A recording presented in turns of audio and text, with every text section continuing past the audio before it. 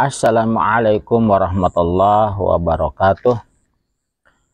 Asbahna wa asbahal mulku lillah walhamdulillah la syarikalah la ilaha illa huwa wa ilaihin nusyur.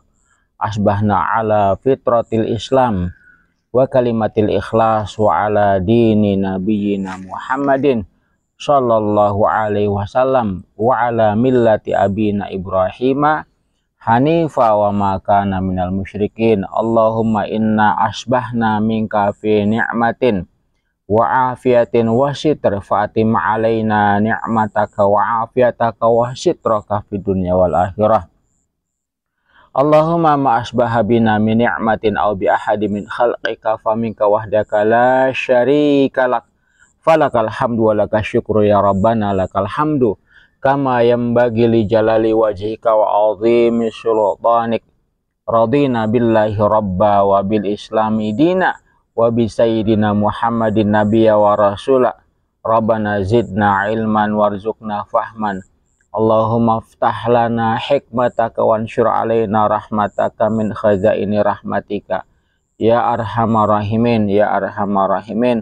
Wa sholli Allahumma ala sayyidina Muhammadin an-nabiyil ummi wa ala alihi washabihi wasallim alhamdulillah rabbil alamin. Saudara-saudaraku yang dirahmati Allah Subhanahu wa taala, sahabat channel Ulul Azmi Karimah yang dimuliakan Allah, alhamdulillah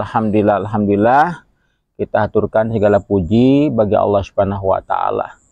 Ini semalam hujan deras ya, dari mulai sore maghrib udah hujan sehingga suasananya cukup segar ini di pagi hari ini, alhamdulillah.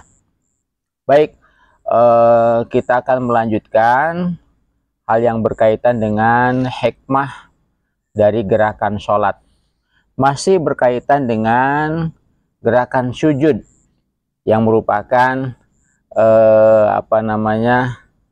gerakan yang istilahnya mempunyai karakter atau sifat dari air ya. Masya Allah nih cucu nih sarapan pagi sarapan pagi. Baik, jadi sifat air itu banyak ya. Kemarin sudah kita bahas tentang sejuk ya, menenangkan. Kemudian air itu menyerupai tempat atau wadah di mana ia bertempat. Selanjutnya ya, kita akan bahas bahwa air itu mengalir ya. Air itu mengalir ya.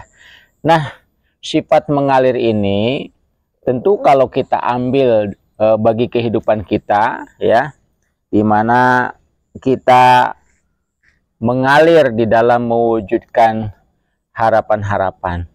Ada istilah, udahlah kita mengalir aja seperti air. Nah, seperti itu ya.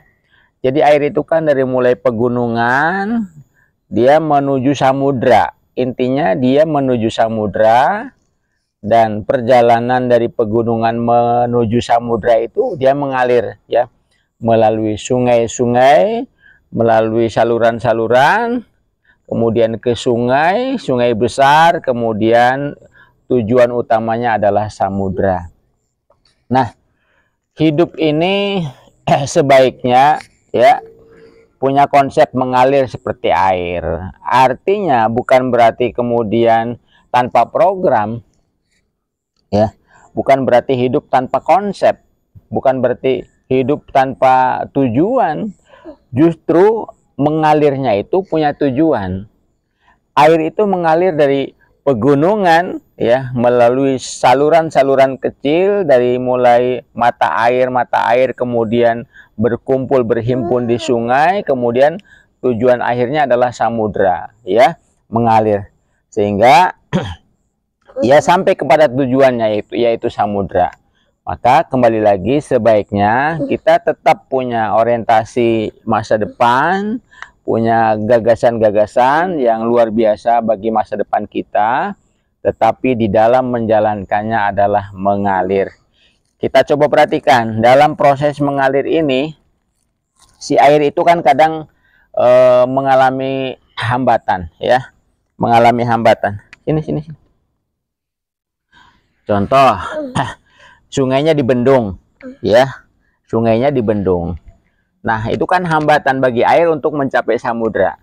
Tapi apakah air itu kemudian berhenti ketika dibendung? Ketika dia dibendung, ya, tidak, ya, ia tidak berhenti. Ia mempunyai cara lain untuk melewati bendungan tersebut. Di antaranya adalah dia menghimpun kekuatan, ya, menunggu teman-temannya yang di belakang, sehingga kemudian dia melewati bendungan itu. Melewati bendungan itu dan melalui, ya, bendungan itu dia meluber, ya, meluber melewati bendungan dan tujuannya tetap ke samudra. Kalau tidak bisa melewati bendungan itu, dia meresap ke dalam tanah, ke bawah bendungan, dan akhirnya dia muncul kembali, tetap tujuannya adalah samudra. Kalau tidak bisa melalui meluber atau meresap, ya, dia menunggu, ya, kekuatan di luar dirinya, menunggu kekuatan di luar dirinya, diantaranya menggunakan memanfaatkan panasnya terik matahari, ya, kemudian dia menguap dan akhirnya kemudian jadi awan, dan akhirnya kemudian tetap mengalir juga ke samudra. Jadi sifat mengalir ini adalah sifat air atau karakter air.